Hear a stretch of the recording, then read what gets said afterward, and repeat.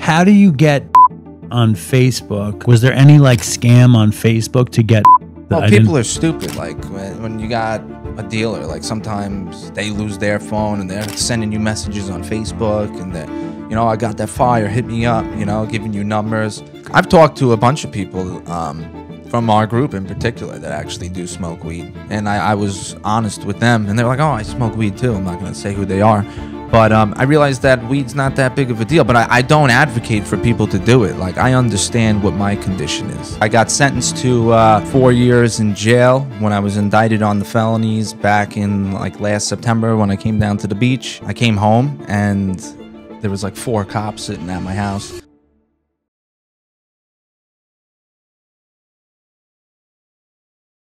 All right. I think this is a very important episode. Welcome back to the show.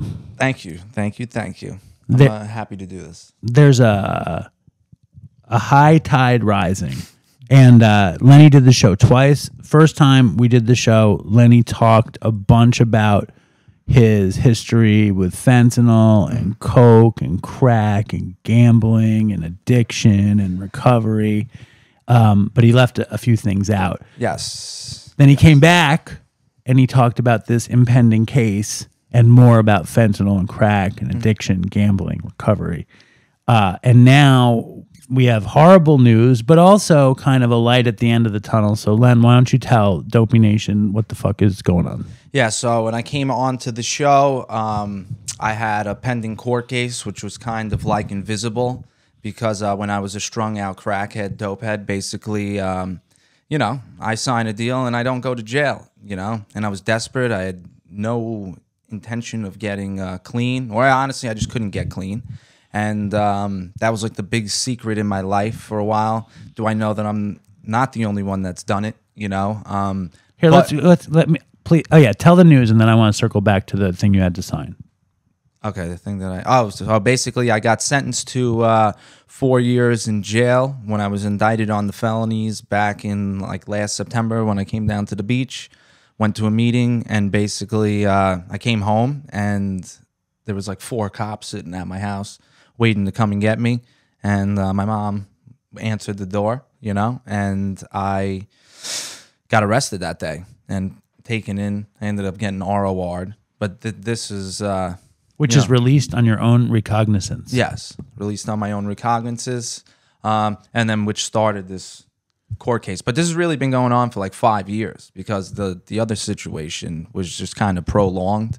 You know, I really had no intentions of ever giving them anything. I just knew that it was going to keep me out of jail. And for like the first 8 months, the person that I was dealing with never even really hit me up. And then one day, he was like, "Hey, I need you to do something." And that was like kind of like the whole dynamic of it is like, I distanced myself, and then he would strong-arm me and threaten me basically to indict me on these charges. I'd get scared. I'd keep getting high, and then, you know, there was just no end to it, you know? I have a billion questions, but first question is, how are you doing with the news? I was all right. Today I had a little bit of an emotional breakdown at the beach, you know? I don't know. It's not really about me going to jail. I've been to jail before. It's just the effect. But you've never been for 4 years. Not for a felony, prison. No, I got a DWI and I did like 90 days in county. But I mean, it's the same concept. A lot of people say that county's actually worse. Everybody says that. You know? But with the 4-year sentence, I am eligible for a shock program, which is like a 6-month program, I'm pretty sure. But I think when I go in there, I'm going to have to apply to this program, and I'll be sitting in limbo for a little bit.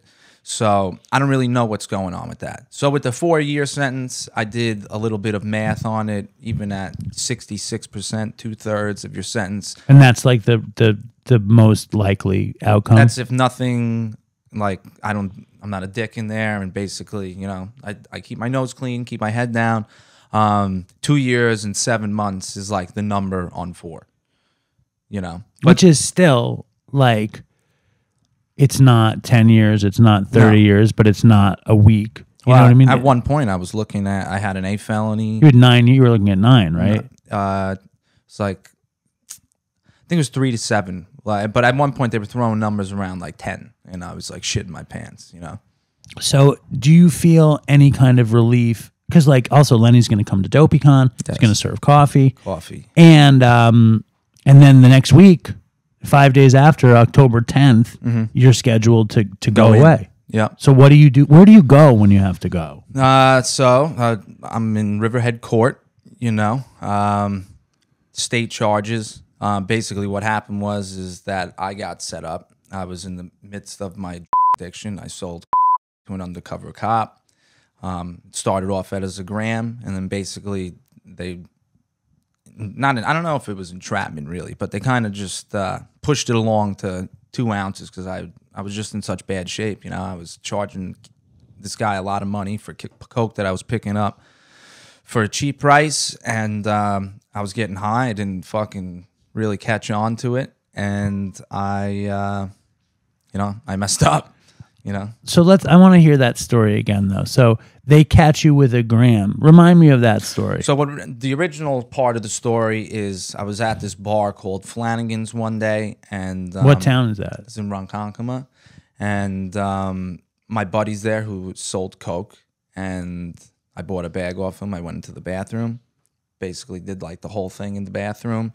And I walked out of the stall, and there was these 2 guys standing there. And they were, like, talking to each other. I'm washing my hands, checking my nose and whatnot. All right, I'm good. And he goes, hey, man, you got anything else? I was like, no, the kid outside does. But, you know, I don't know. Somehow we exchanged numbers. At that point, were you dealing, though? No. You weren't dealing at that point. I never really was a dealer. I just was always, like, the connector. I hung out with some people that did and sold. And if you bought a bunch, then you didn't necessarily have to pay for it. No, I would just, you know, I would orchestrate the deal. I'd have them meet. The guy would have some money off the top for me, and that was that, you know. Or usually I'd take my payment in, you know. Sure, it's like free. But Free, it's not being a dealer. It's by making sure that you have. Yeah. So the guy, he says your friend is outside, and then what happens? That was kind of like the last I heard from him. I didn't sell him nothing that day. But I'm pretty sure it was like right before COVID. So I don't know. And that was really when I got like the worst. Getting free money, started doing fake blues. I was already addicted to regular blues, but I found the fake ones. I started doing a lot of them. Is that in that same period? It was maybe like 8 months after. So you meet the guy in the bathroom and nothing happens. Well, it was kind of sketchy the way that it happened. So like in the middle of from that to like 8 months passed, you know, he did text me a couple of times. Yo, can you get me anything? How did he get in that moment? He was like, "Let me get your number." Yeah, somehow I must have given him my number. I was drinking at the bar too, you know, and that's how that relationship began. And he's undercover. And he was an undercover But cop. you didn't know. I didn't know. I've actually seen this guy at the bar and drank with him. And he went by an alias. I'm not going to really say his name on here. But he gave me a fake name. Was it Fentanyl J? Was that his alias? No. And, yeah, so I didn't know this guy was a detective. He just had work boots on and a beard and looked just like me, construction guy, drinking in the bar after work. You know, the other kid that was there. Bullshit. It's like so gross. But, you know, I gave him the number, and I didn't sell him anything for like 8 months. But then in that period of 8 months, I got really bad with and then came the desperate day. I was kind of like flipping things, and he texted me, and I was like, yeah, I could get you a gram of coke because I needed money for fucking other shit. I didn't. Did he not hit you up the entire 8 months? No, he did. And I kind of like ignored it because I didn't really know him, you know, and whatever I had going on. Did you have a sense like maybe I shouldn't be dealing with him, or it wasn't even that? It wasn't even that. There was no reason for me to go out of my way to meet you for a gram, you know? And then I sold him the gram, and then he hit me up for a quarter, you know, and I sold him a quarter twice. But in the process of this, he was kind of like hinting at, hey, can you get more than this? You know, like I don't know. I was just kind of stupid and naive. And you were also high. Were you? How addicted to blues were you at that point? I was doing at least 20 blues a day. So you were like as strung out as you could basically get. Yeah. Before crack and introduction heavy, you know. Once I started doing that and heroin, it was over. So what's happening like in that period? You're strung out on these blues, and I know we've talked about this before, but I have no memory, and now we're at the point of your life where like you're paying the price for it. So I think we might as well roll it all up. Yeah, I never really could go into it because of the signature. You know, now I know October 10th. I'm going in. That's when I'm getting my surgery too. Is it? October 10th. Crazy. Ominous day, man. Ominous day indeed. I don't even know if that was the right term. It is the ominous day indeed. But it's, I mean, yeah, man. So I want to hear exactly what happens. You're fucking around. Talk about your addiction in that period. Like, and it's just not connected at all to the fact that you met this undercover. No, but there's a story. So in that time period, I was going to this guy, let's call him Charlie. I was going to Charlie's house, and he was the blue and the coke guy. And I remember like 3 weeks prior to me getting jammed up, he was riding around because I was going to meet up with him one day, and he ended up getting rolled up on. He used to have like secret compartments in his car and stuff like that. He sold a decent amount of coke, and he ended up getting popped, house raided and everything, and everybody thought it had something to do with me. I had nothing to do with it at all, 0%, which makes me draw my conclusion that the kid I went to the bar with that day was the only common thread between us two. Right. So I don't even know. I've talked to that kid, and I have no other choice than to look at it as like, maybe this kid saved my life without me knowing it. I need to change my perspective on it, because then if I don't, resentment runs high. So what's your suspicion though? Well, there was this other guy in Selden Center Reach that got popped. He sold a shitload. He's doing 10 years in jail now. So I just started like connecting the dots. And then the big sale that I had with this detective, basically, I never passed the detective no coke. And I was talking to the kid that was at the bar that day, and the connection between all those other guys. And I was like, I don't really want to sell this guy 55 grams. I don't really know him. Was that the first deal? No, this is the last one. What was the first one? The first one was a gram. Second and third were a quarter. The fourth was like a half an ounce. I think there was 2 half ounces. And the last one, or no, it was a half ounce, an ounce, and then 2 ounces. So like the way it went up was kind of like it went up naturally, an organic progression of amount. Yeah. And like, I want to know, like, how strung out are you in that period? Every time I thought I was the worst, like the longer I went on, the worse I got.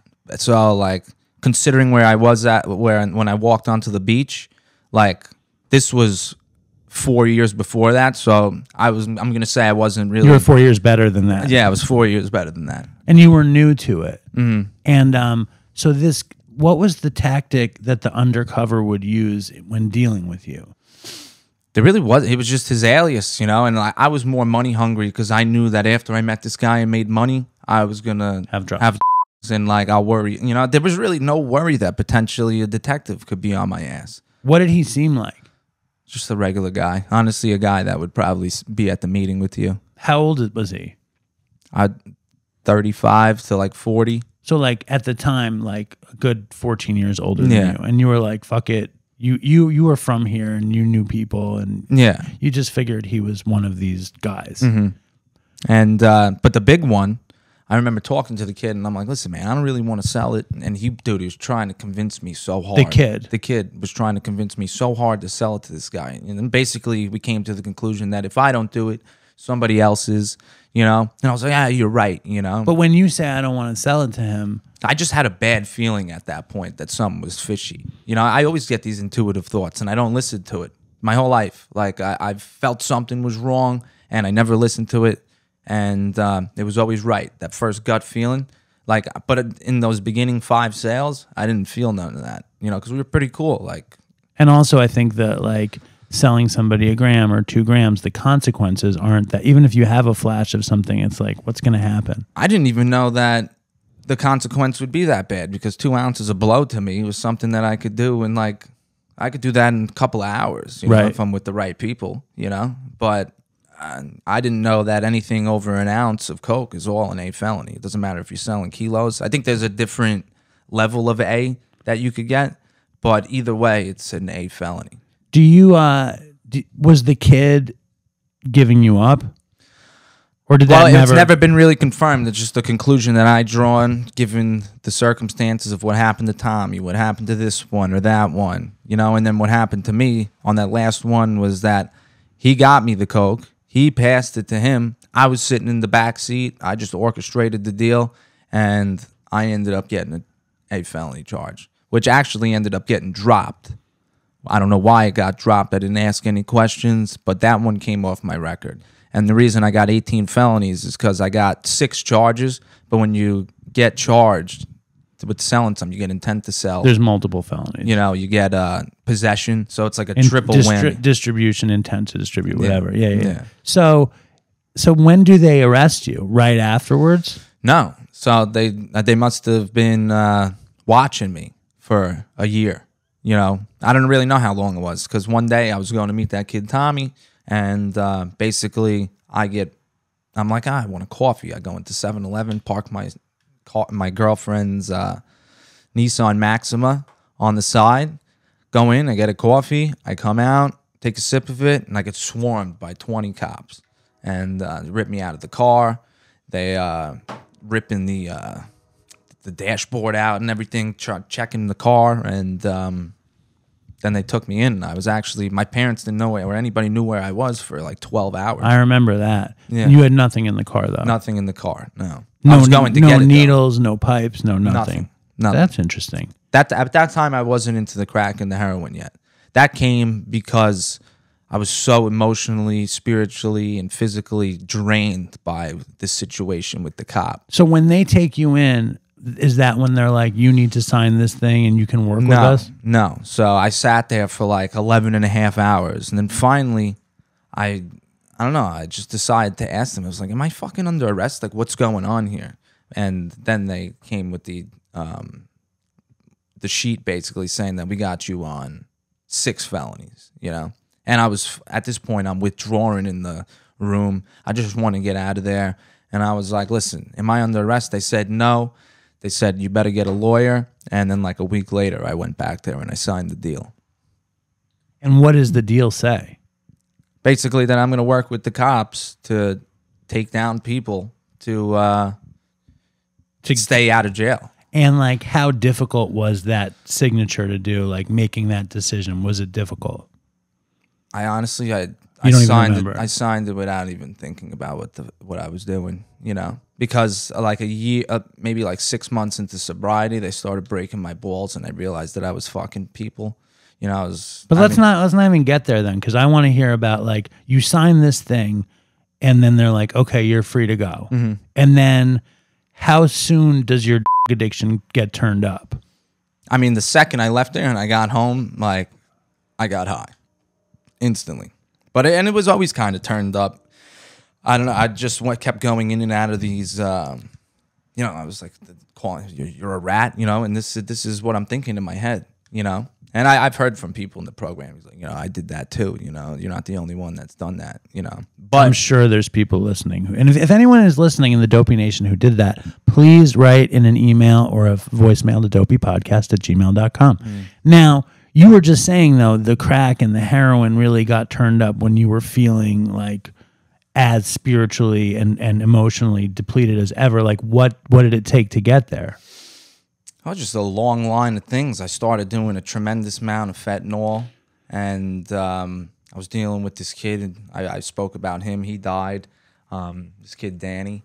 And it just snowballed. I was living at my parents'. I was always in and out of work. Here, tell that story again, the strip club story. That's always a good Oh, yeah, Danny, rest in peace. But we went to a strip club. I was trying to get clean. I actually was clean. And then like I conned myself into doing a half a fake blue that night.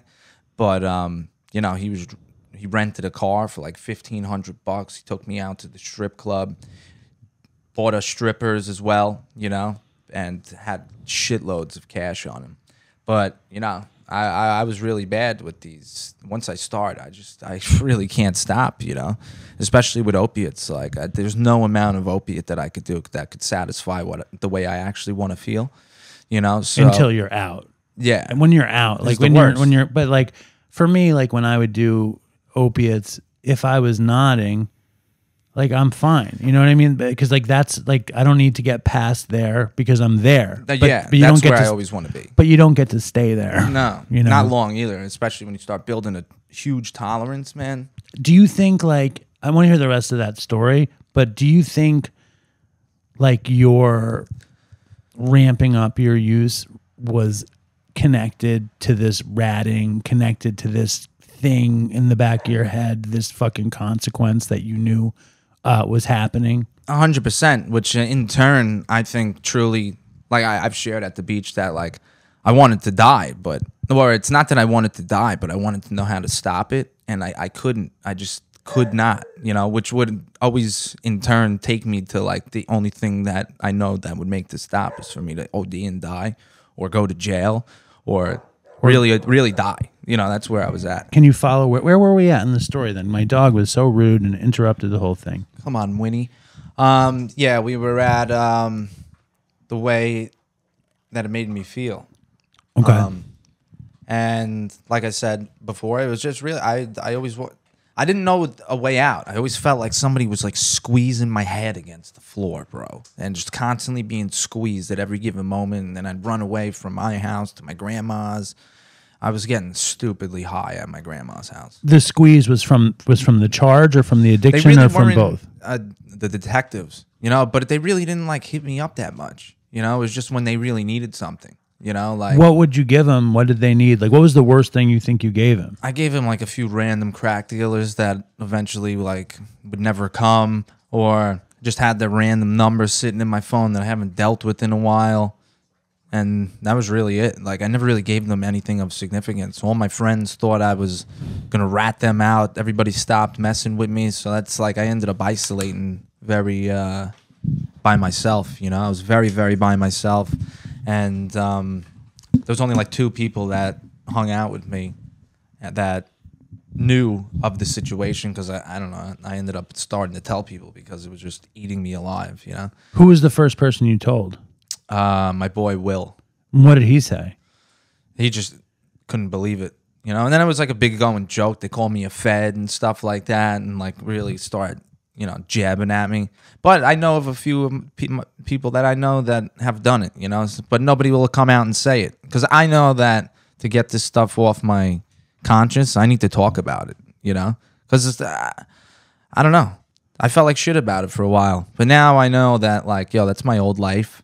And that's what this situation is. It's the death of my old life, And it's a lot of other things too. But I feel like I live life in a bubble, And like I'd constantly like build up a little bit, but there was always this like threshold. I couldn't do anything because I knew that I was eventually going to jail, And then that on your mind alone will just eat you, A lot of I let a lot of things eat me, Mentally and physically and spiritually, especially when I'm on, bro. Everything is a big deal, And I had no way to cope with it.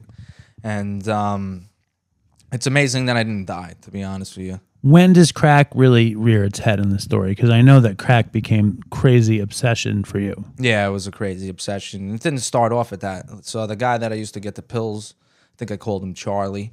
Charlie used to sell coke too. So I would always be doing blues and coke and, going back and forth with them. Coke was always like a part of my story since I was a young kid. I started doing it like 16 years old. I remember being in the back of my friend's mom's car. We just left a party, and my friend's like walking down the street. He actually died too, Garrett Berard. He was walking down the street with the keg that we stole from this kid's party. And these are like the dirtbag crew that I talked about, and they started partying real young. Was that the clean team? That was the clean team. Because since you've been on the Before show, the clean team. Was Jesse Schwenker in the crew? Jesse Schwenker was part of the crew, but not at this time. This Okay. was like pre-clean team. Yes. Because clean team was more like my senior year. So I was hanging out with the people that were a year older than me. But I derailed your story. You're talking about the first time you did coke with in the back of the mom's car. Yeah, in the back of the mom's car. And I was scared to do it, but I instantly fell in love with it.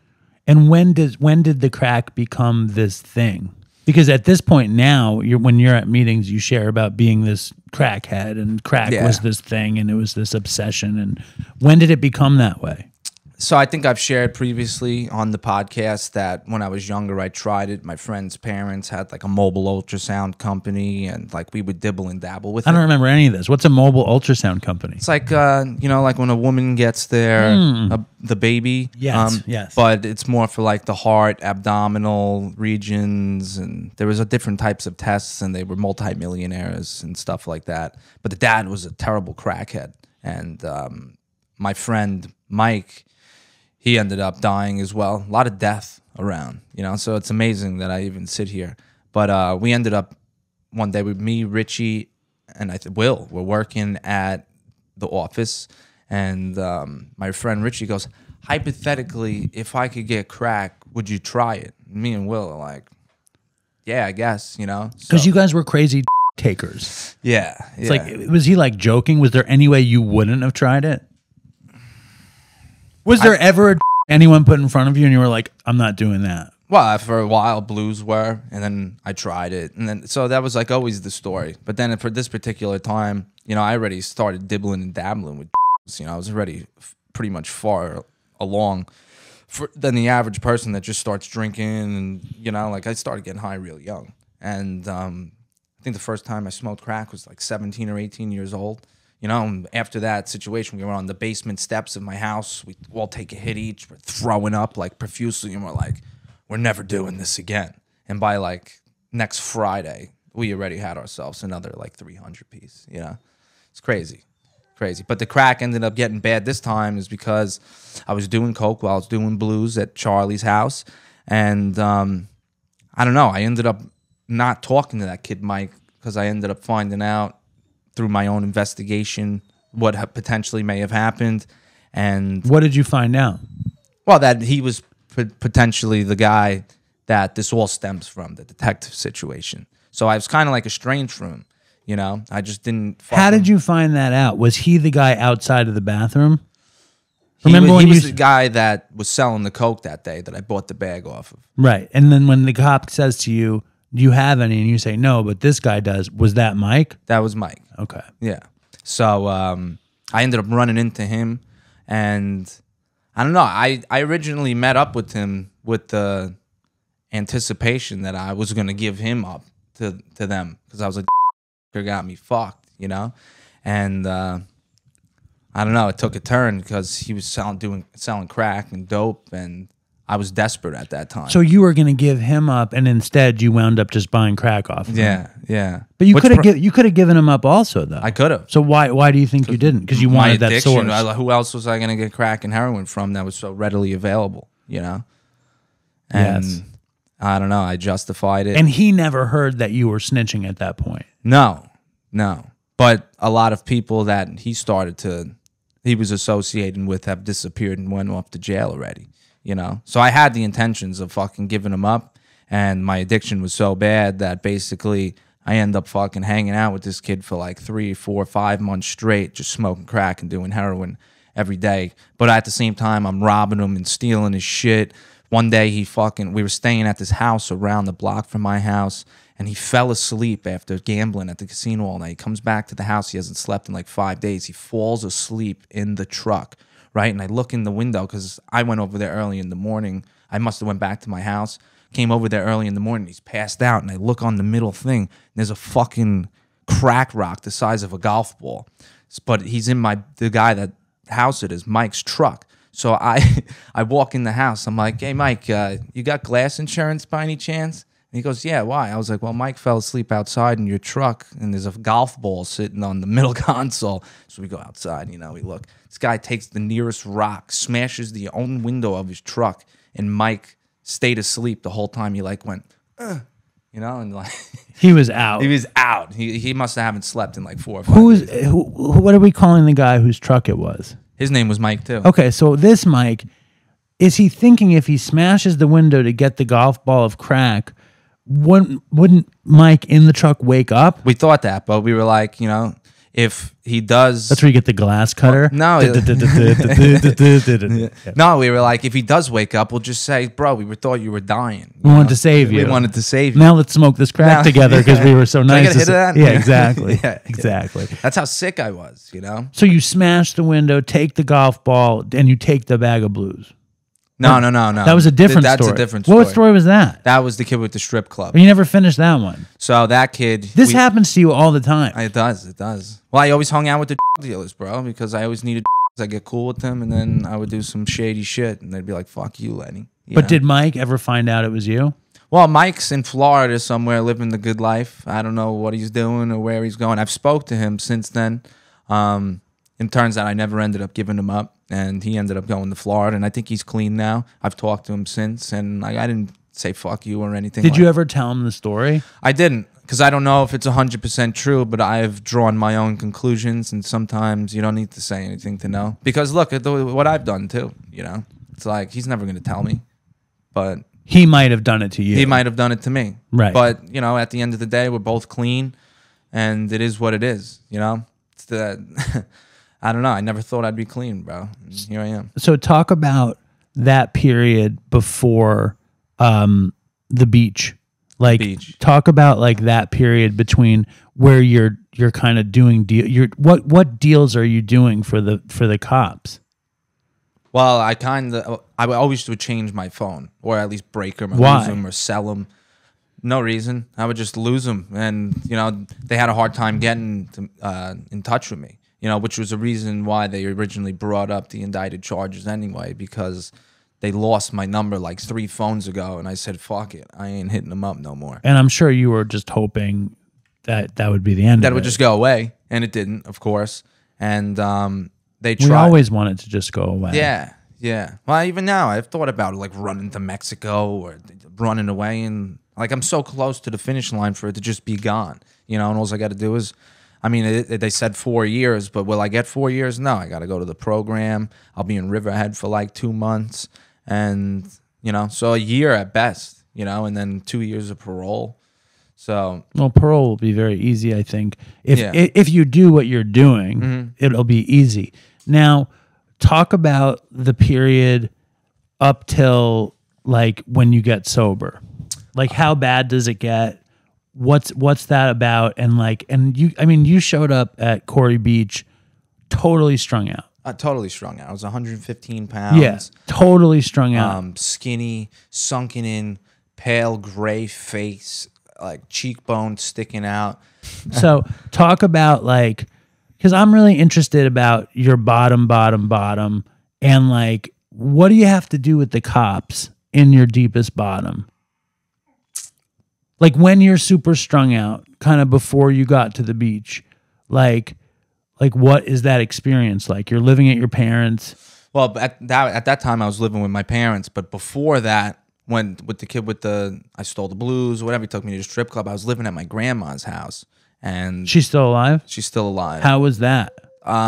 She's in a wheelchair, so she couldn't really say much. But my aunt lives there with my 2 cousins, and I was kind of like. I was just going to work. I worked for a cable company, and I was doing basically groundwork where I'd shoot a missile through the ground and put pipes and fiber optic into the ground. And I would go to work every day, but I would stay high the whole time. And, you know, I was getting very depressed. My grandma and my aunt knew something was going on. I was getting skinny. And what did they know, though? Well, they knew I was doing, you know, You didn't tell anyone in your family you had gotten busted, though. I told my parents, and they knew that this was going on, but everything was cool as long as I did that. What did your parents say? They were like, just do whatever the cops tell you. Yeah, just do what they need you to do, you know? But at this point, you know, like my addiction's getting worse. I knew there was no way of getting out of it. And every time this guy would hit me up, my heart would like sink into my chest because like then I need to like scramble and find something or somebody. And how would you do that?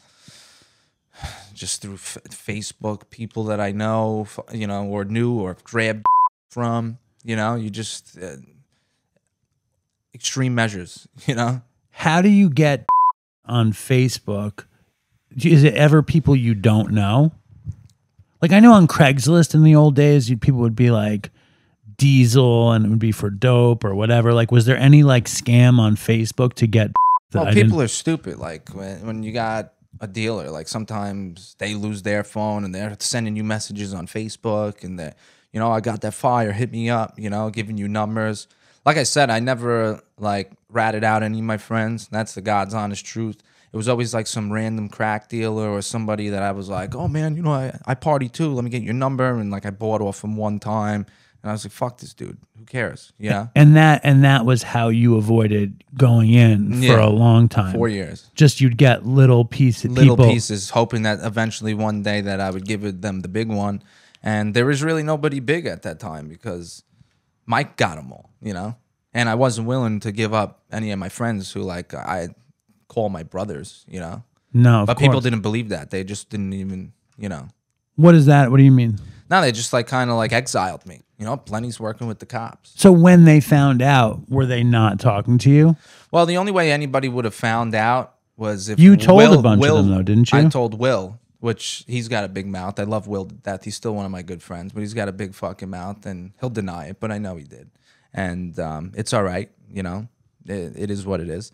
But, you know. And your friends were all using, though, right? A lot of them, yeah. So they were like, we can't use with Lenny or we're going to go to jail. Me and Will ended up starting to get high together, you know, and we'd talk about it, and Will would buy a lot of shit too, you know. But he's always been my best friend since I'm like 13 years old. Like when he'd get kicked out of his house, he'd stay at my house. And, you know, we were always kind of run partners, me and Will. And, you know, he was fucking pretty bad. I was bad, but like I would always be like, Will, like, how's he doing now? He's sober. Yeah, nice. He's sober, and yeah, he would be really bad, and I'd be like, dude, we can't go get another 100. Like we've smoked 9 of them already. You know, he's like, I don't give a fuck what he did. You know, and there was nothing stopping him. He would go on like 20-day benders and just blow it all, bro. It's crazy. It's crazy. So like in that period, you're trying to stay out of jail. You're trying to stay high. Like, what was the thing that made you be like, I can't do it anymore? Well, I got clean, you know, and I realized. But what made you get clean? One day the detective, you know, he's pissed off that I wasn't giving him nothing. And one day he asked me if there was anybody in AA that we could do. And I kind of lost my mind on him. I was like, I've told you like 17 times, this is the place that I go to save my life.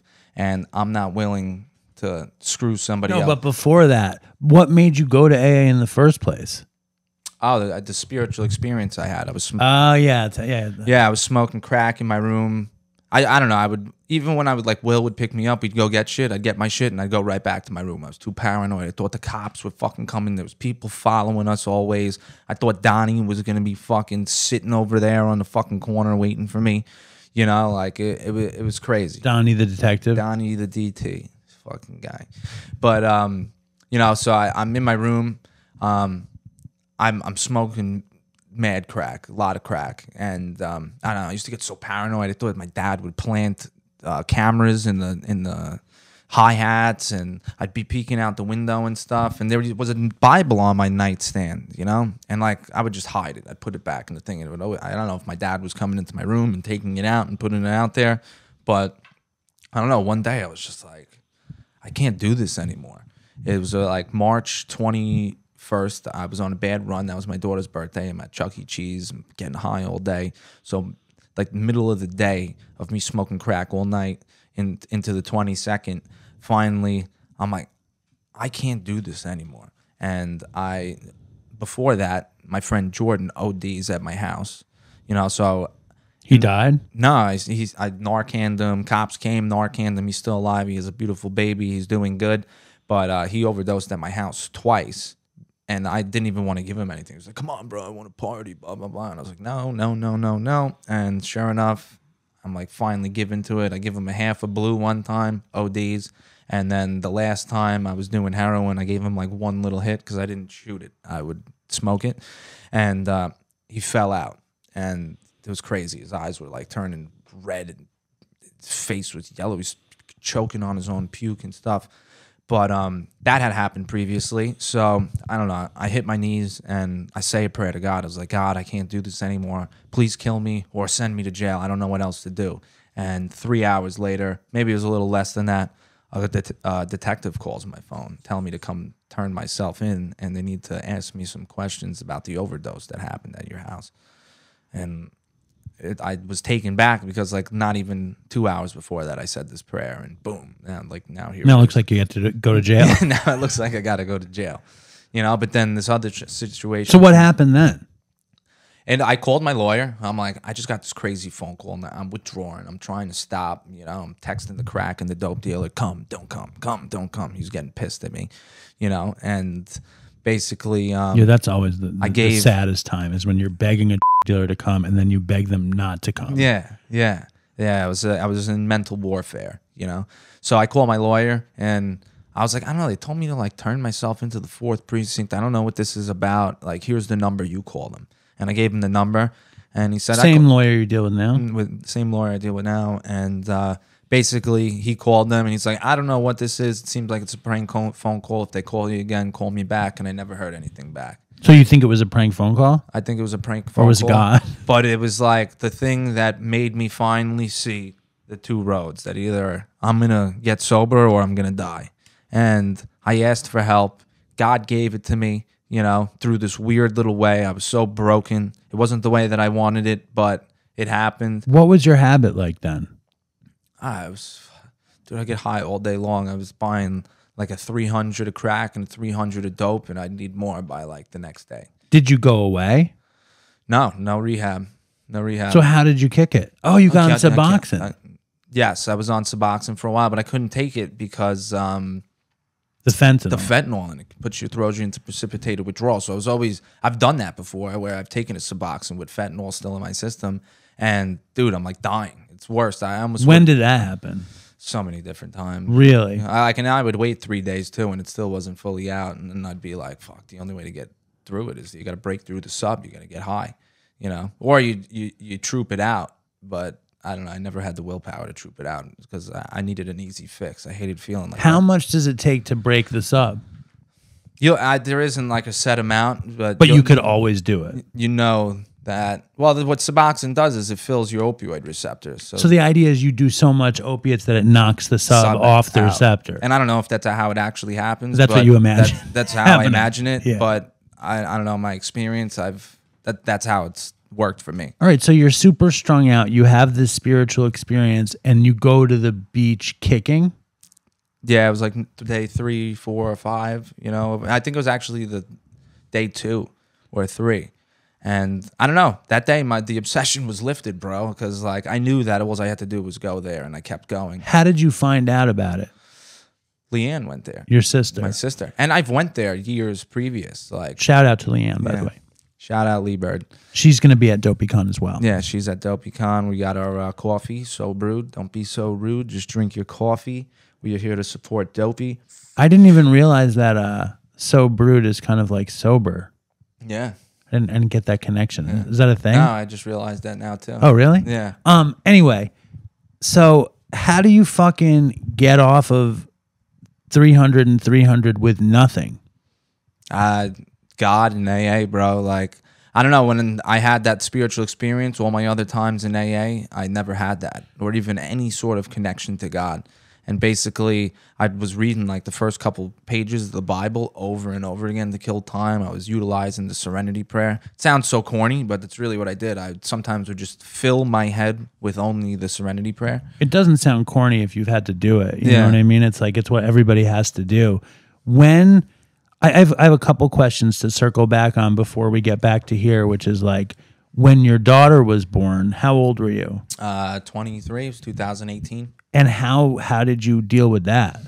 Well, I was a raging cokehead and an alcoholic. At that time, I was living at my uncle's house. I'd stopped doing opiates, so no matter what I did, I didn't think that you were I was like, that bad. I'm just not going to do opiates. Yeah, but there was then when I started drinking it that year, I had to go to jail to county for 90 days. I got for the DWI, yeah. But I was already a raging coke and head and alcoholic at that point, you know. How did you deal with being a new father and being an alcoholic and a cokehead? I didn't really deal with it, to be honest. I was just constantly escaping, you know. And I'd always have like, I I was always hopeful and tried to show up, but like I just physically couldn't. couldn't. I had good intentions, I guess you could say. You know, my ex-girlfriend Teresa, she always seen that like I was a good person at heart. But I remember one time I was leaving to go to work, and I fucking grabbed a bag of Coke that I had out of the cabinet.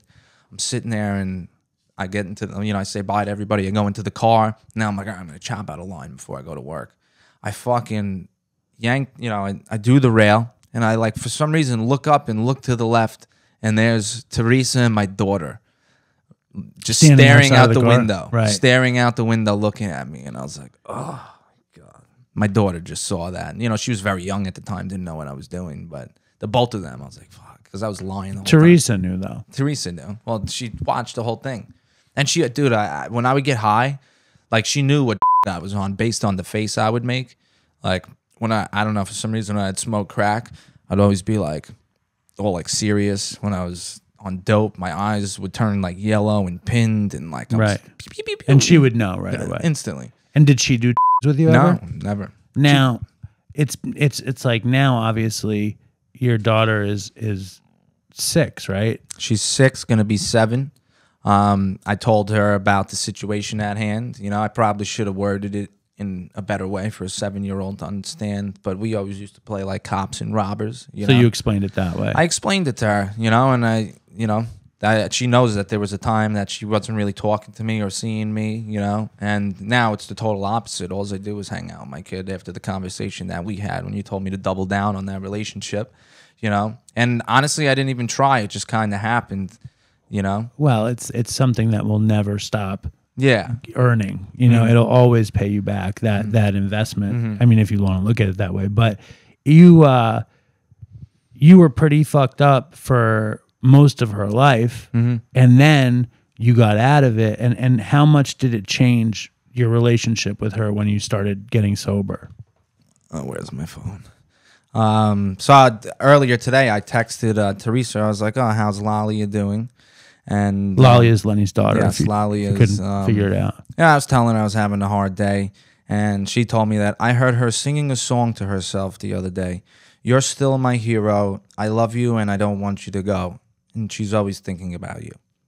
All she talks about is her father. So I've developed a pretty good relationship with her. How much do you think it changed though when you got sober? Oh, 100%. Like maybe even 300%. Right. I'm amazingly changed. Not only with my daughter, but everybody in my family. I'm like such a big cog in the machine of my family. Like With Lalia in particular, though, when you started getting time, and you got to be present, like, did you feel the difference in you? Did you see the difference in her? Was it like a big deal? Well, I'm very hard on myself, so I know. I always feel like I'm not doing enough, and people actually have to tell me, "No, Lenny, you are doing enough." But I don't know. I guess I hold myself to a high standard. But I had to be very selfish, unfortunately, in the beginning of my sobriety with like meetings and stuff. And I basically explained it to Lolly. This is where I go to get happy, and I need that. And if I don't go there, she goes, "Go to your meeting," And there's always somebody home to watch her, even if it's just for an hour. My parents are very supportive of me going to meetings. My dad has been to thousands of meetings. My sister, a lot of people backing me up. But now being right, or being good, I don't know. I'm such an important piece of my family, and I didn't realize that, how what happens to me affects everybody when beforehand I wouldn't even give a shit. What's it like in the family since you like got into recovery and stuff? Like, and what did they say about it? Like, what did your folks say when, like, because you're not like going away. You didn't go away to rehab and come back 6 months later living sober living or something. They had you in the house for this ridiculous transformation. Like, did you notice it change, or did it change so gradually? Well, my parents always wanted what's right for me, and my dad always tried to push me to the rooms of Alcoholics Anonymous, but he knows that you can't force this on somebody. It's like you got to draw your own conclusion, and they knew that something happened. And my dad pinpointed that I had a spiritual experience. He's like, "You had a spiritual experience. Now don't let it go." Right. You got to keep maintaining it, and keeping it in the forefront of your mind. But I don't know. It's very easy for me to maintain my sobriety now that I have a God in my life. when beforehand. Even now with this situation, bro, like I know that God's got me. I know he does. There's something huge on the other side of this, you know, but there's consequences to be paid, you know? And I usually skated my whole life without consequences besides 90 days in jail or this or that, you know? But, you know, you know how like they are, me staying right is so important to them. And really, I don't have to really accomplish anything else in my life other than that. As long as I don't, it's kind of sad, but it's not because I'm capable of so many things when I'm sober. So me just doing that in turn, you know, will flow over into other areas of my life. You know, I don't know, and I want to keep it now. I enjoy the connections that I have with you and other people. Sure. You know, dude, sitting in your room for weeks at a time sucks, bro. And I always remember that. And I told that guy Christos at the beach, you know, I was like, I chase this like I would hit a crack, you know. I go to 1,000 different meetings because I need to, you know, I enjoy it. And it pays you back, though. Yeah. It totally pays you back. But in the last year, at least, if not year and a half, like this thing has been hanging over your head like a piano on a string, and you're like, fucking, I don't know what's going to happen. I don't know what's going to happen.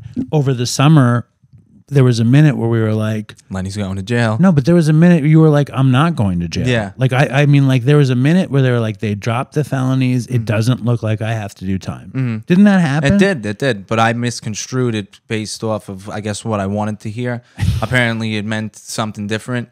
It just meant that I probably won't. I didn't have to do as much time. I didn't really know what the whole thing meant. I'm kind of new to getting in trouble, you know. And I put a lot of trust into my lawyer. So if anybody's got lawyers, you know, you got to ask questions to these people because when you start handing them over money, you know, I don't know. You're entitled to know also. But me, I was running from it. I didn't want to deal with none of it, and I should have been more involved. Yo, the scariest thing was Lenny's like, on September 11th, I'm going to go to this hearing to find out what's going to happen.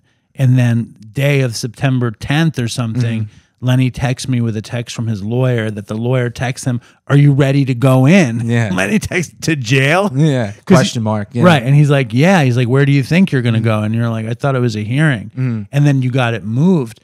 When all that news finally came in, like, I know that it was terrifying and also relieving. How did you tell your folks, your family, Lalia, Athena, Teresa? How did you tell everybody? Well, I was supposed to go to jail on September 11th, and I called Lalia, and I started crying, you know, and I told her right then and there, and she was very confused. What did you say? I was just like, you know, Dad got in trouble, and, you know, it's just like when we play cops and robbers, you know, you got to go sit in jail for a little bit, and Dad got sentenced to 4 years. You know, it doesn't mean that I'm going to do the 4 years, but she's like, can't you get into a divergent program, Daddy? yeah. Could they send you to shock? You know?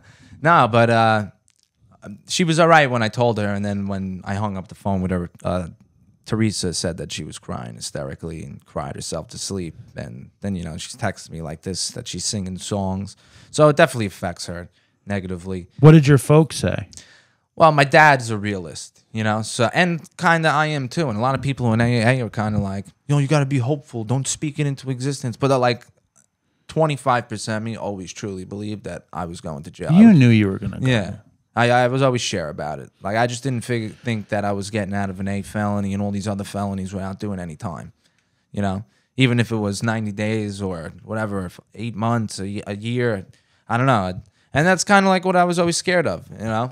And I don't know. It's finally, this is it. It's over now, you know. And I just got to go through this on October 10th, and not where I thought my life would be going at 30 years old in a year and a half off of all the destruction that I've done. You know, it's you know, it's been a journey. Definitely been a journey. You know, but like I said, there's something greater on the other side here. You know, I was talking to Scott before, and he goes, you know, your consequences are a little different. You know, a lot of people don't have to go to jail, but there's also a lot of people that do, you know? There's a shit ton of people that have to go to jail. I want to talk about something controversial. I want to talk about a few controversial things. First one is the Suboxone. Like, one thing, and I'm going to out you just because why not? We might as well be honest. Lenny has a habit of compartmentalizing details.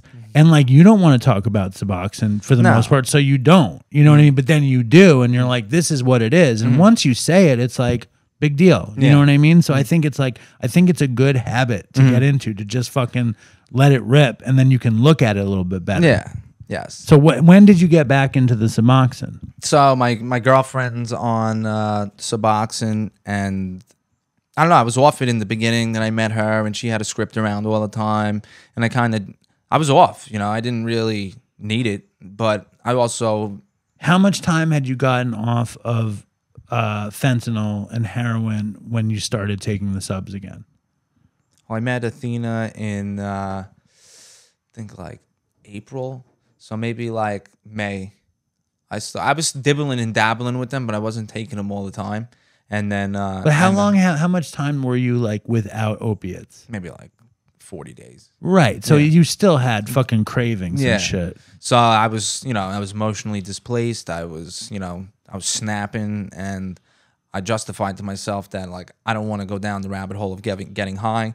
So I started taking subs again. And also, like, when your girlfriend is doing something, it's like we can do that together and stay safe. Well, that's what it's been. You know, it's definitely been a safe zone.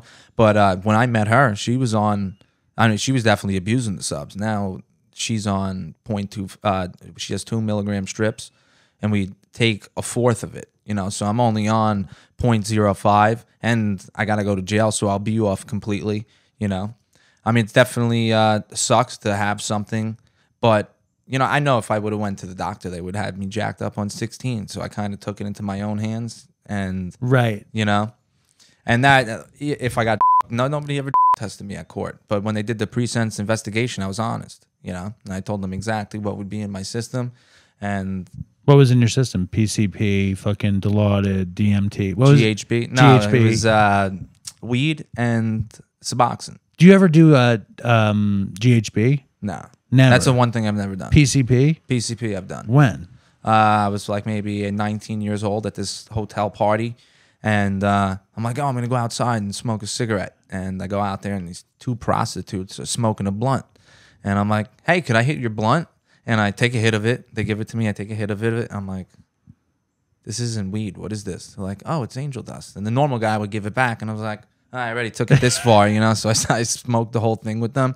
And then I like blacked out. And that was the only time you did it? The only time. I was like, fuck that. DMT? DMT I've done actually one time with that kid Mike at the Kelly Park. There's a park down the block from my house. We were sitting on the benches, and he had some DMT, and I took a hit of it, and I got a little glow, but nothing really happened. Another time in 2016 at my uncle's house, I did it. I only got a little glow. Does your uncle smoke DMT regularly? No. This other kid that was there had it. My uncle. DMT is quite a chemical. Yeah. Yeah, I've never, you know what? I never closed my eyes. I don't know. I always like kept my eyes open, but I don't know if it would have made a difference. I didn't really feel nothing crazy. Now let's get back to the reality here. So you fucking kick heroin, you get on Suboxone, you kick fentanyl, you kick heroin, you kick crack, you get on the Suboxone, like almost like a just in case kind of thing. Yeah, and like. Where did you start with it? I was on 16 milligrams. Did you get wasted the first time you did it? Suboxone never really made me fucked up. Never? Not even when you were clean and you took 16 milligrams? That's got. But that was a while ago. But I already had such tolerance to fentanyl that if I did 16 milligrams, it really wasn't nothing. Even the first time, 40 days off of fentanyl? Yeah. You didn't no. That's interesting. Yeah. And then do you start weaning? I just thought, like, I knew I didn't need 16 milligrams. So instantly I just started to take a strip. And then, like, I found a comfortable dose, and I was on always a half of 4 milligrams for a while. You know, there's no reason for anybody really ever take 16 milligrams, you know? So, like, when do you start, like, tapering to get to 0.05? Well, I realized my girlfriend's popping, like, 4 strips in her mouth. I'm like, what the fuck are you doing, you know? And I was like, we need to cut you down, you know? So now we're both on a quarter of a 2 milligram, which equals maybe a 0.5, you know? But for me, you know, like, I used to beat myself up over it, but like when I look at the track record of my life, like, I'm so much better than I once was. There's no point in beating yourself up over anything. But do you think there's a thing, because like also you've had an on and off relationship with Bud, and And I think that when we're in a 12-step group, obviously, that like nobody's talking about being on weed or Suboxone or anything. I guess a couple people like they don't claim they're weed smoking, but when they stop, they get a 1 day back. I've talked to a bunch of people from our group in particular that actually do smoke weed. And I was honest with them, and they were like, oh, I smoke weed too. I'm not going to say who they are. But I realized that weed's not that big of a deal. But I don't advocate for people to do it. Like, I understand what my condition is. Like, I know that alcohol means cocaine, which means heroin in my life. Like, I don't know. I've proved to myself the last year and a half that I could smoke weed on and off and not destroy my life as long as I continue to go to AA. Like, for me, I constantly need to be going to meetings and filling my time with meetings. Maybe if I didn't smoke weed, maybe I would need less meetings, but I don't know. What I like, for me, it's like about achieving peace of mind. Like, and with even given the fucking jail thing, like, I feel like I have peace of mind. You know, I really do. Do you think though that like, do you feel guilty like being in 12-step, not talking about subs or weed? Does it gnaw at you ever? I mean, I know that there was a few moments where you were like, I don't want to do this, and you'd stop smoking weed for a few months or whatever. Like, why? I want to hear about that, because I bet you a lot of people are smoking bud in 12-step rooms. Like, and I want to hear about the experience. Not like me, like, judging you at all. No, I don't think that you're judging me. Because really, I mean, nobody's judging you. Like, you it's your fucking life. It's my journey. You know, exactly. And there's different levels of freedom. You know, but I was in the locked gate of hell. You know, yes. And me smoking weed brings me nowhere near that. You know. And like I said, I don't advocate for no one to smoke weed, but I do know that in the Alcoholics Anonymous Big Buck is that we have the capacity to recover if we could be honest, you know. And I don't know, I really wasn't that honest with you because you're my sponsor, and you never. I mean, since the last time you asked me if I smoked weed, you haven't asked again, you know. So I didn't tell you. That's bullshit. That's lying by omission. But I'm more interested in like, is there an internal like fight when you're there? And you're like, oh, I'm smoking weed, I'm taking subs, and I'm sharing at AA, or I'm sharing in 12-step.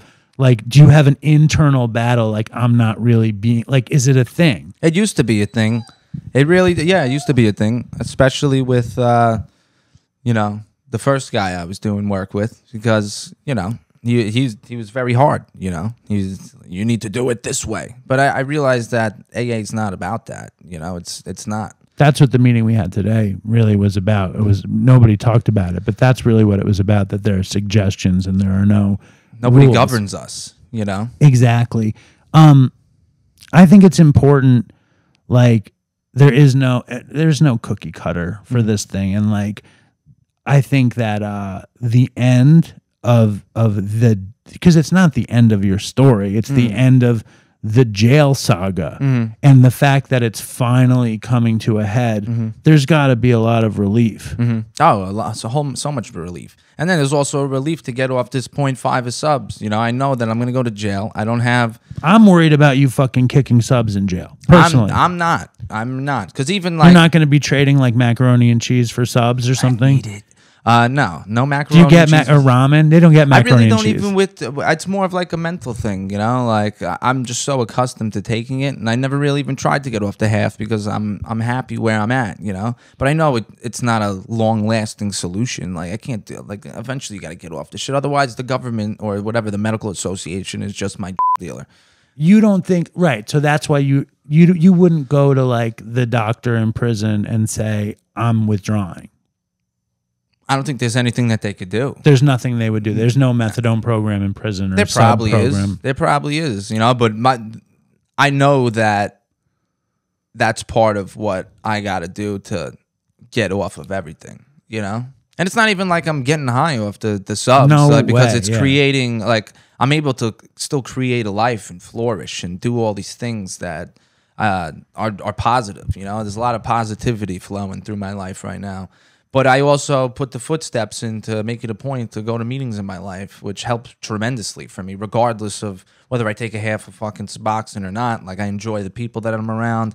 I understand the program of Alcoholics Anonymous and what it's telling me. and I still apply it regardless. Totally. you know? And it's, I just think it's also another opportunity to do service for people who like can't just jump all in all at once in the same way. Oh, that's what it's progress, not perfection, right? And that's really what every time I get down about myself, like progress and not perfection. Where was I a year and a half ago? I was a crack smoking lunatic that's sitting in the four walls of my basement, in the four walls of my mind, withdrawing from like my life is nowhere near that. And I'm sure it could even, be like a rocket going up if I stop smoking weed and stop, these things that per se block the sunlight of the spirit. But sometimes I smoke, dude, and I feel closer to God than anything. Like I don't know. Our ancient ancestors, and this may be just here we go. Yeah, go down. Here we go. Here we go. This may just here we be go. an excuse, yes. but it's a fucking plant, and just like tobacco. I don't know if I went to the doctor and said, "Oh, I'm depressed," but so is poppy, so is coke. It's all plants. Yeah, it's all plants. No, come on. It's all plants. They're fucking cultivating coca leaves and eating the coca leaves, and like it's like fucking getting a little bit charged up on them. Well, I have. I got a voicemail the other day of this woman in Washington State who would find wild poppies growing around, and they would cultivate the pods from the poppies, boil them, drink the tea, and get totally fucking high. Or at least, or if they were sick, like if they were in withdrawal, they'd do that and they'd get totally well. Like it's all from plants. Plants is bullshit. No, but the plant, now you're adding other addictive, like coke. You're adding, you're gas. extracting, yeah. and the main same with thing, heroin. Same with heroin, absolutely. And fentanyl's totally synthetic. But weed, I don't know. For me, I don't know. I feel like we're in a different time frame of life. I mean, my grandmother, she thinks of weed like crack. Like, oh my god. Does she? One of them did. The other ones was kind of like a hippie. Are you buying weed in the stores out here? No, my dad's always got a big bag, so I just like. Where does he get it from? Some old school biker dealer? I don't know where he gets it from. Probably the reservation. See, I would love, me and Linda went out to lunch. Linda's very naive about this stuff. And we went out to lunch one day, and there's like a weed store in every strip mall, right? And she's like, what are they selling there? She's like, just bongs? And I was like, no, they sell weed. And she's like, no, they don't. And I was like, yes, they do. And she's like, how do you know? And I'm like, I just know. And she's like, well, I don't know why she said this. She said, why don't you go in there and see if they sell weed? And I shouldn't. Does she smoke weed? No, she doesn't. She doesn't smoke weed. But I'm like stupid and I'm very curious.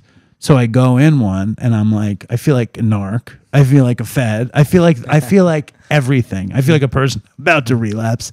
And I go up to the counter and I said, excuse me. And I know the terminology. Do you guys sell flowers? And she said, yes. And I said, thank you. I need to go now. And I left.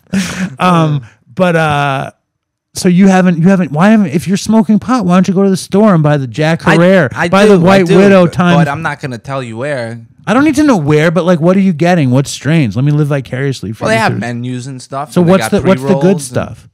I like sativas because it keeps you up. Any good brand names that we should be aware of? Purple Kush, See, Volume the problem 5? is with weed around here is that you think that it's brand name, but any Joe Schmo could go buy some weed and package it up in a fancy bag and call it Jungle Boys, Are you ever getting the real purple? The purple nurple, yeah, I got a plant in my backyard, which is why my hands stink of weed. And you were like, shut the fuck up.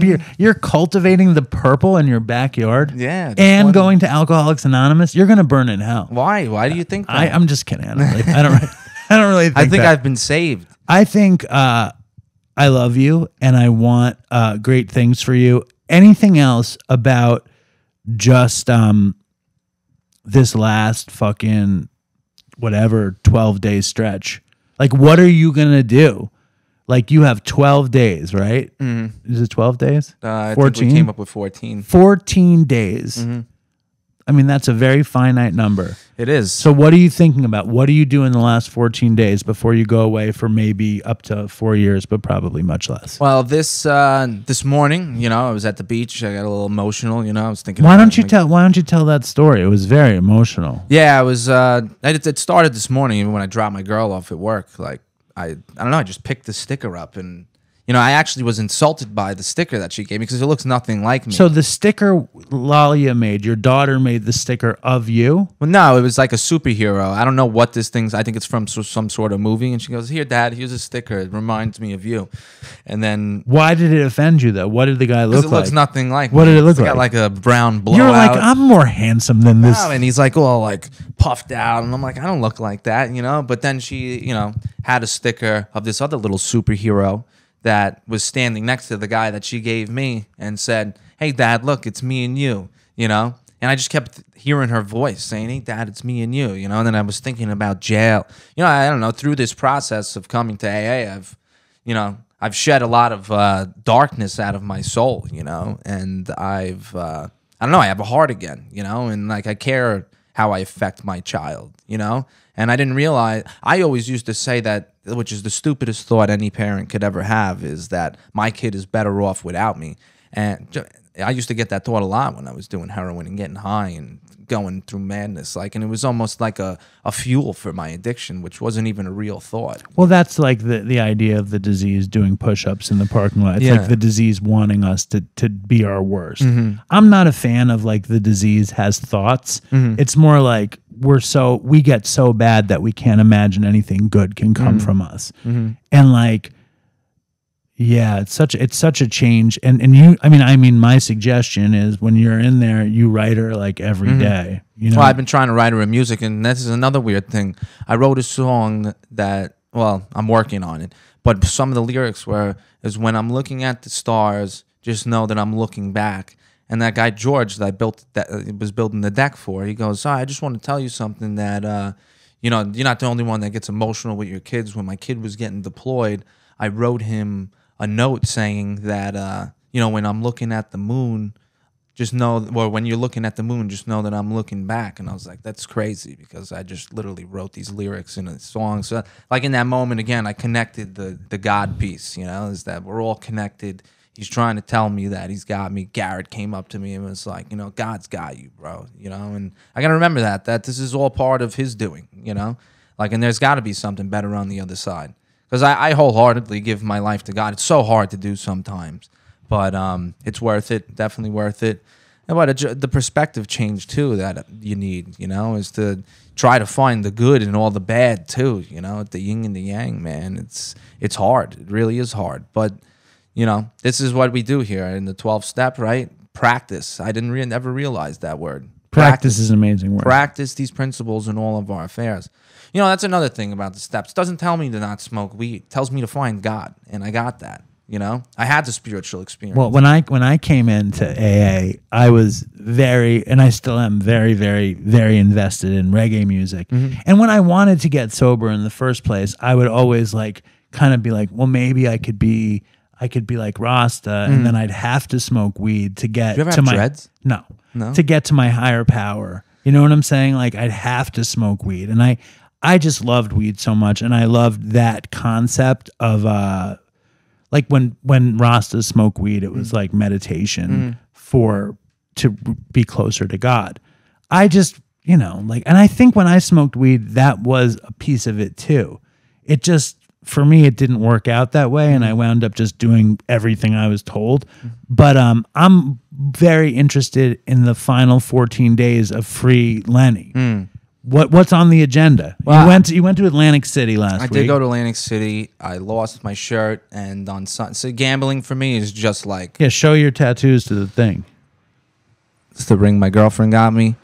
I come from a big poker family. Long line of gamblers. Long line of gamblers. I have been kind of like reformed from gambling a little bit. I don't gamble as much as I used to. You don't think of yourself as like a gambling addict?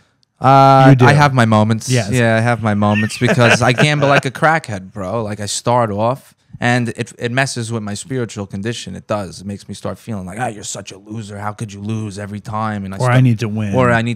And then like, all right, I lose a few hands, and then I'm chasing, which is why I kind of. But my girlfriend never went to Atlantic City. We had a great time. We were playing craps and playing blackjack, all games that she hadn't. You know, we had the money to go, and it was definitely worth it. But, you know, it's important to not pick that habit back up and keep gambling, because on Sunday I was supposed to work for this lady, and I basically neglected everything. you know, and didn't answer her. So it doesn't mean that you're, ever cured. I understand that I was wrong. I apologized to her. I let her know the deal. But I should have texted her when I was on my way out there and said, listen, my girlfriend's taking me to Atlantic City. But I didn't think, because I get selfish and I'm like, oh, we're going to gamble. We're going to go have a good time. And do you feel like that high, like when you guys get there on the way there, it's like, I'm sure some weird addict thing. It's like going to buy. It's like going to the weed store. When you're sick. And all of a sudden, the guy's 10 minutes from being from your house, and then you're all it's chipper. The best thing and ever. You walk outside like nothing happened, and Yes, that's exactly what it is. It's you get a rush from being there, and especially when they're like somebody's dealing blackjack really fast, and you just gotta like think really really quick, and the cards are flying, just craps, dice games, throwing chips around, it was. Get excited talking about it. Go to Jake's now. You definitely need to get into Gamblers Anonymous. I hear the slot machines in your head right now. Do you hear them right now? Jackpot. Well, you like there's a lot of card shit in your house. Like, my mom deals for a poker league. Right. It's like my dad's been playing online poker. My dad quit drinking 25 years ago.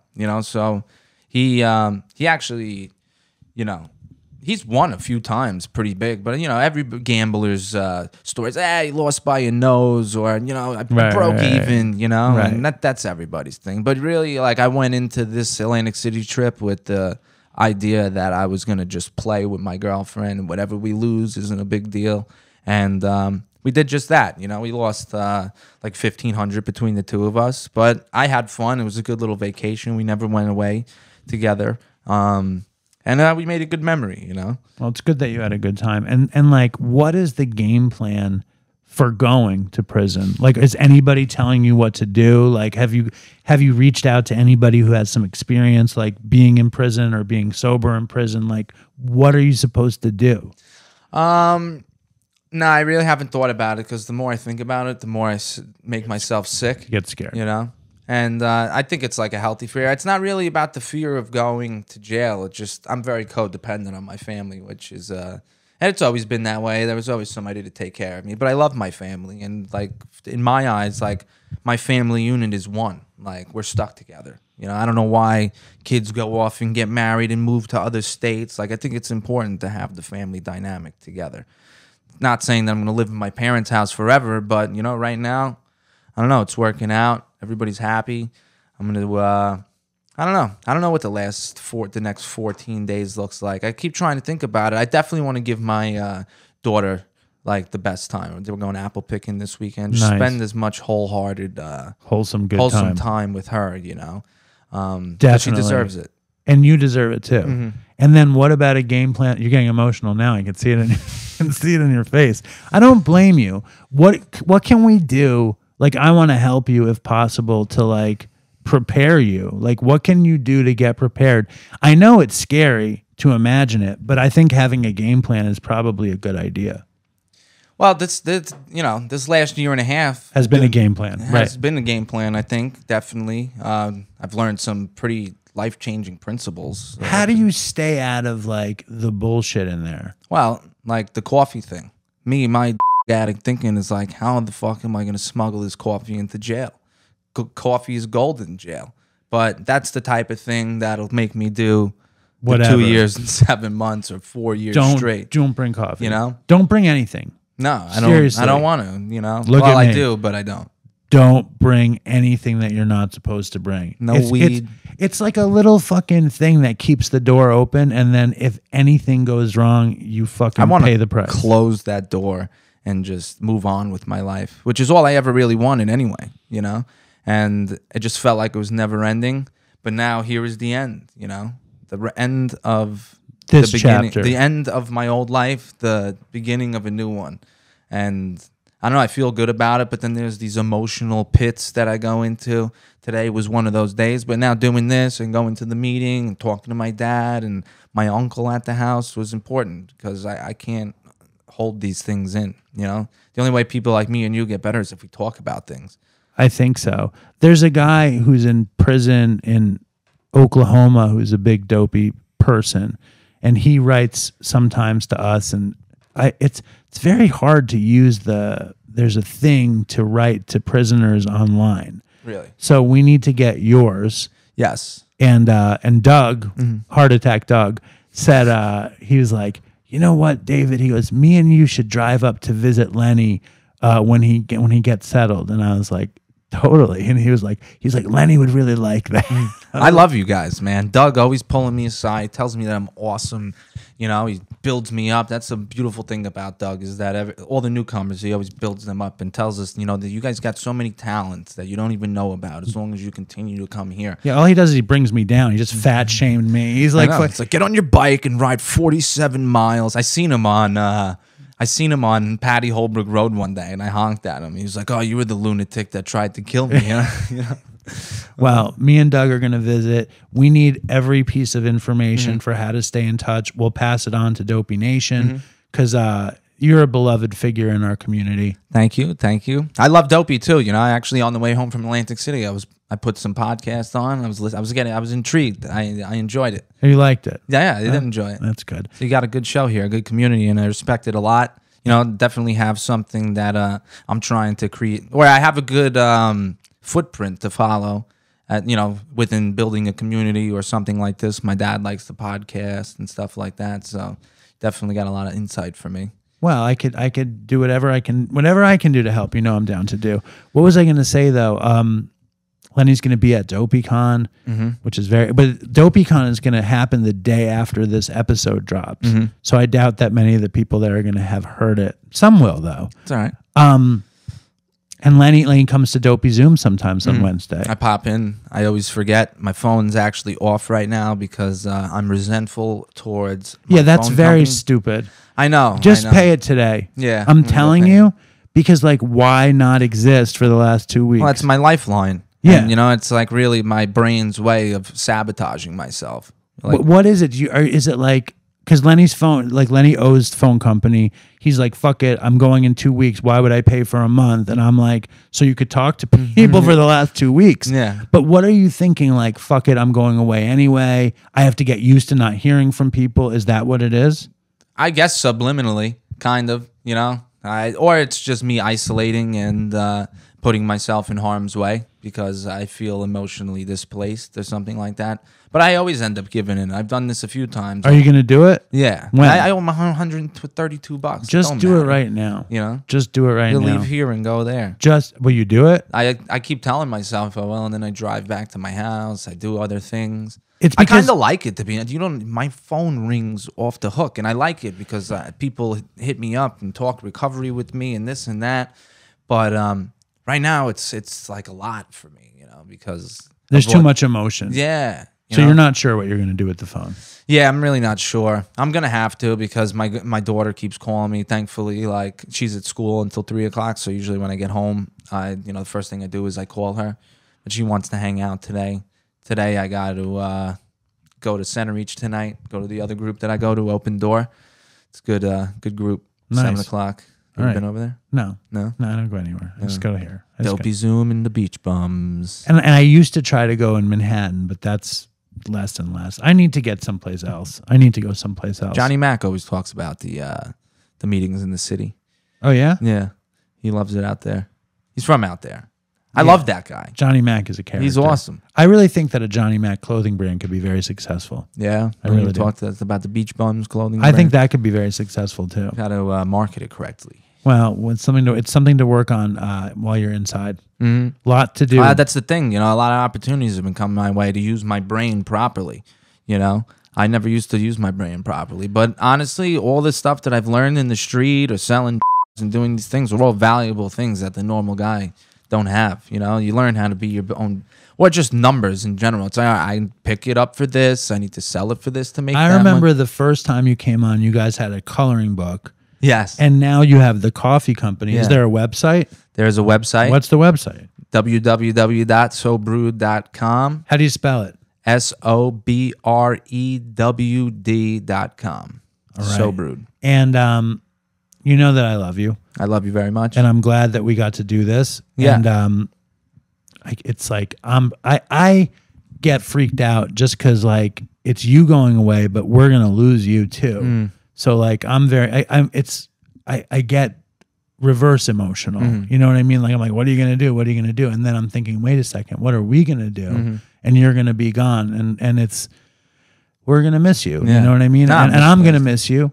And you got to let us know and let me know how to stay in touch. Once I find out all the information, I'll definitely give it to you. You give it to whoever. Leanne will have the information as well. I don't even know an address, a date. I do know that I'll be in Riverhead for probably a month or two. Did you used to get high with Jesse Schwanker? Me and Jesse Schwanker used to get hella high together. Did you have a Jesse Schwanker getting high story before you go? He was the worst person to get high with. He would crank like 10 blues in one line and then start doing push-ups. You know, he's like, you know how pumped up he is, you know? And he's always needed to get a chest pump. Crazy guy. I love him though. I hope he's doing good. Trying to help him stay clean. Yes. You know? Yes. It's important. Yes. I definitely have somebody for him to talk to. It's interesting. Lived the same kind of life in the past. Yeah. All right. Yeah. And but there's no you can't think of a crazy Jesse Schwanker story. I mean, there's so many of them, bro. Think of the worst one real quick. We'll end it with that if you can think of one. Well, so my brother one time, I guess he was selling weed to somebody at 7-Eleven. My brother, who's like a golden child, selling weed to somebody at 7-Eleven.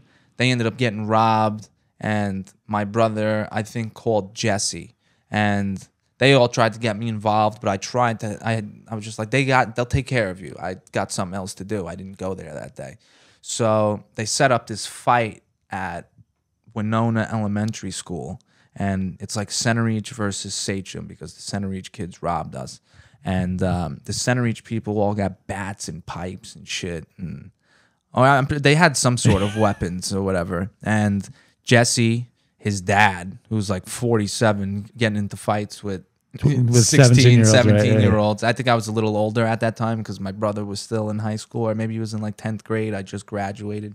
So he called Jesse, and they whooped these kids' asses bad, like beat the bricks off them. And they all ended up getting like rioting charges and a lot of trouble for it. But this one kid's jaw got completely... I mean, there was so many nights like that. It was just, that's what we did, you know? Lenny, thank you for coming on. Oh, anytime, man. I hope I answered some questions that were...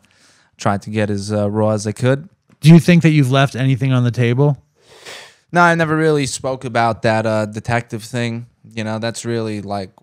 I don't know, when you used to talk about it, and I'd kind of like, boom, deflect, you know, and like go another way with it. I couldn't really talk about it, but now I just don't give a shit. And I know that there's other people that are going through it and have had that situation, can't find the heart to tell anybody. But, you know, and there's also other people that don't agree with it. But, you know, and now if something like that would happen in my life, I don't think I would have the balls to even sign that agreement. But you never know. I was on at the time. I'm not that guy anymore. Exactly. And you're about to do the time for it. I mean, how many times in the meeting did you say, I guess the lesson was I shouldn't sell cocaine? Yeah, that's the lesson. Don't sell cocaine, guys, you know? Well, there you go. Thank you, Lenny. Or at least anything over 28 grams. All right. Well, there you go. Dude, thank you, man. I don't know what to say. Anytime. I had a good time. Thank you so much.